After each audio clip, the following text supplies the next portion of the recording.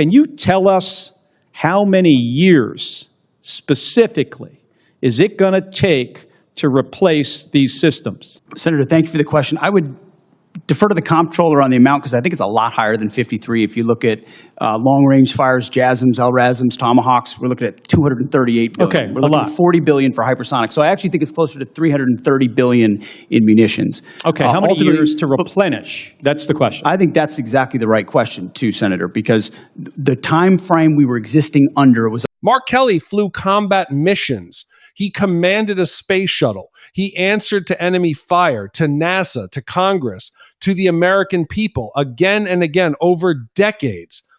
He built his entire life around one idea: accountability, no excuses, no shortcuts. And today he sat across from a man who has never once had to answer for anything in his life.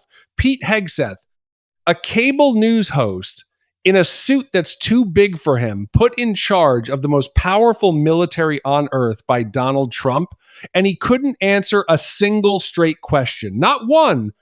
Kelly asked him something a child could understand. How much is this war costing us, and how long until we recover? Hegseth couldn't say. He fumbled. He deflected. He passed the question off like it wasn't his job to know. Thank you, Mr. Chairman. Gentlemen, thank you for being here. Secretary Hegseth, safe to say that our weapons like SM-3s, Tomahawks, Patriot missiles have capabilities that are unmatched. That's why they cost a lot, take a long time to produce. Your budget requests $31.8 billion to expand production capacity for critical missile stockpiles. Is that correct? 31.8? I'm looking at $53 billion for munitions acceleration over 14 critical munitions, of which the ones you listed are a part. Okay, so I believe more than that. Yes, sir. More than 20 billion more. So we've been working together to grow the industrial base because we're all worried about how our stockpiles would hold up in a conflict against China. Since the start of this war, you've made it a point to highlight the number of strikes the U.S. military is carrying out, citing that more than 13,000 targets had been struck as of April 8th. On March 2nd, you said, and this is a quote, "This was a massive, overwhelming attack across all domains of warfare, striking more than 1,000 targets in the first 24 hours. On March 10th, you said, "Yet again, our most intense day of strikes inside of Iran." On April 6th, you said, and this is another quote, "The largest volume of strikes since day one of this operation." Your department has released video after video of things blowing up. None of us doubt the strength of the U.S. military and their ability to do hard things. I understand that better than anybody. The questions we should be asking and answering are, what does this cost us and what does it achieve for the American people? Many of these strikes use our best weapons, and we're using a lot of them, and a lot of interceptors. Open source reporting has estimated that the military has used an outrageous number of Patriots. I'm not even going to say the numbers, but a lot of Patriots, a lot of THAAD rounds, JASSM-ER, Tomahawks, very expensive, exquisite. We can't make these munitions overnight, and it's clear from your budget request that you know that. Can you tell us how many years specifically is it going to take to replace these systems?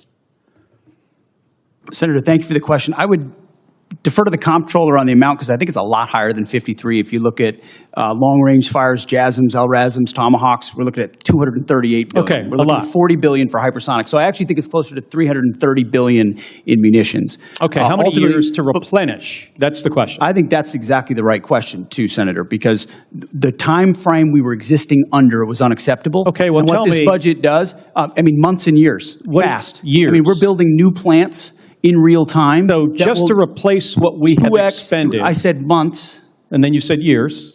It depends on the weapon system, but 2 to 3, 4x of what we have today. Okay. So yes, we're dealing with a reality under the previous administration of what they sent to Ukraine and what they allocated elsewhere. Okay, I got it. So we fired years. Here's what you need to understand, plain and simple.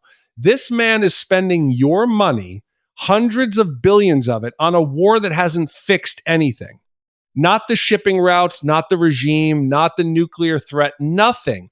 And when a war hero turned senator asked him to explain himself, all Hegseth could do was talk about how big the explosions were.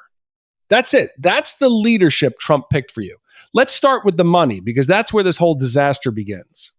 Hegseth stood there and rattled off munitions numbers like he was reading a grocery list. Patriots, Tomahawks, JASSMs, hypersonics, weapon after weapon, all of them exquisite, all of them expensive, all of them gone.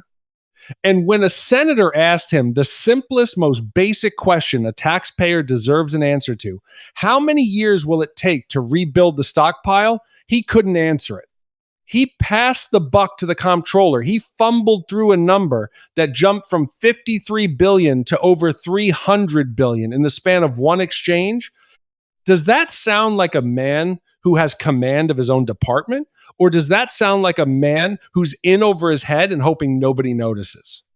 Because here's the truth. Nobody in that hearing room wanted to say out loud, this war has accomplished nothing. The Strait of Hormuz closed. The Iranian regime still standing. The nuclear material still in Iranian hands. So what exactly did Americans get for their $330 billion? What did you get for it? Higher prices at the pump. Higher prices at the grocery store. A defense secretary who can brag about 13,000 targets struck, but can't tell you what any of it actually achieved. And that bragging is the part that should really disturb you. Worth of munitions. And it is clear that these are being expended to try to achieve some objectives. That was the plan. But, Mr. Secretary, this war is stuck.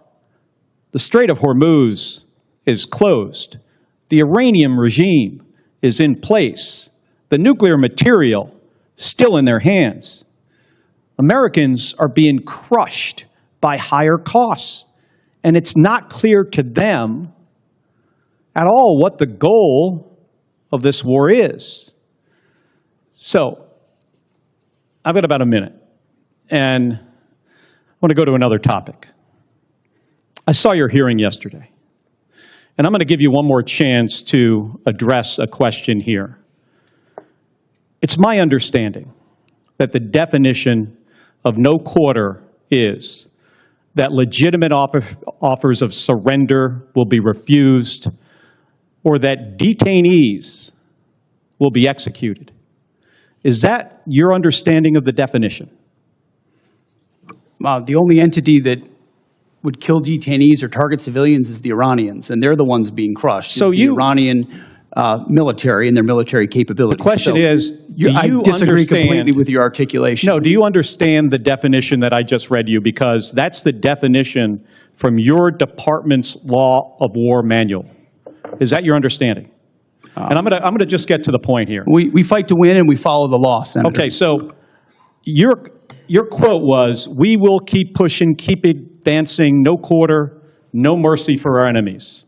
And yesterday, you did not clarify whether you stand by this statement. So I'm going to give you another opportunity to clarify if that is what you meant. Do you stand by that statement you made on March 13th? We have untied the hands of our warfighters. We fight to win, and we follow the law. Okay, so you're not clarifying. So you stand by that statement. So you're the Secretary of Defense. The things you say matter.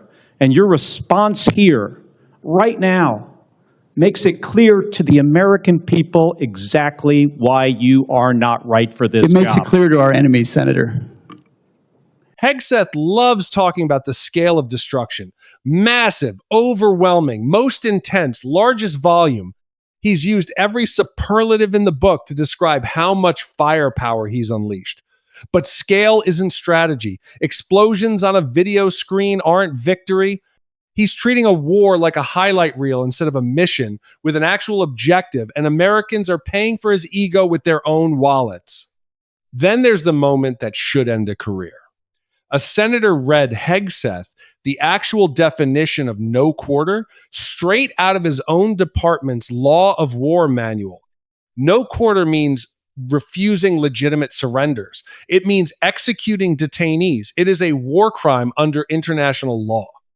And when asked directly whether he stands by his own words, keep pushing, keep advancing, no quarter, no mercy for our enemies, Hegseth wouldn't take it back. He danced around it. He deflected to the Iranians. He never once said, no, that's not what I meant. Silence in that moment is not an accident. Silence in that moment is an answer.